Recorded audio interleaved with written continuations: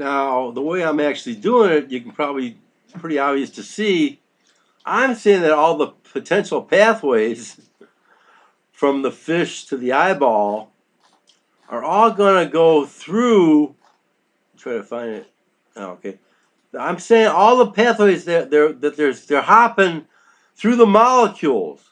I'm saying that the pathways that get established go from particle to particle. They don't go through empty space. I could have written this thing where it just went through empty space as well, okay? But I don't think it operates that way, and I've got a reason for saying that, all right? The reason I've got is that the refractive index behaves differently. And I'm thinking it behaves differently because there's a difference between empty space and between traversing through empty space and traversing through particles that are in the empty space. I think that's what slows light down. That's what causes the refractive index. So right away you can see that there's how many potential pathways are there here to get from this fish here, this eyeball here. You can start counting them up. You can go from here to here, then from here to there, then there, then there, then there, then there, then there. Or you can go from here to here, maybe go up to here, maybe come back through here, then this way around here. There's a whole bunch of different pathways that are going to get established. But as we traverse through these various possibilities, we're going to build up this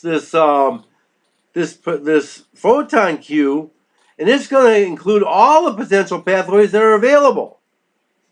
And I don't know if you know anything about Richard Feynman, but that's what he said. He said that the universe works that way, that the universe somehow builds up what he called a past history of all the potential pathways from the emission to the absorption.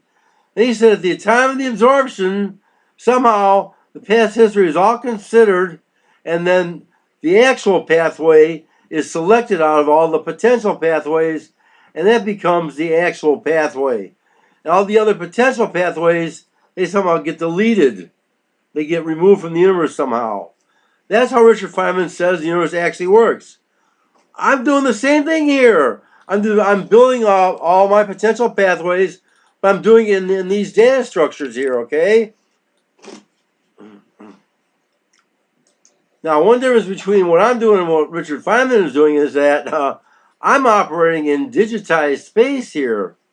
I'm not doing anything in what's called a space-time continuum.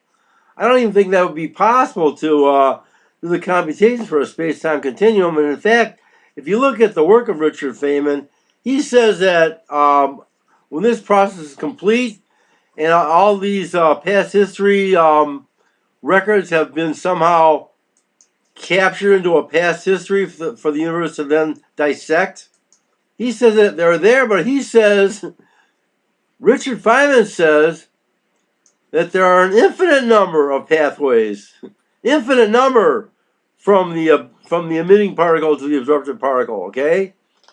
Now, I'm not sure how any informational processing system can store an infinite number of records. It's impossible, right?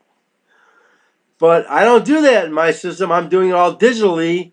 So everything I'm doing has got a finite limitation of how many records are going to wind up in this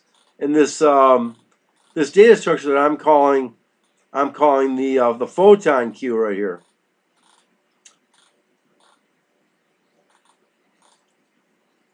There's an example of a photon queue here. And so I can do it, but I can't see how it can be done in a time-space continuum.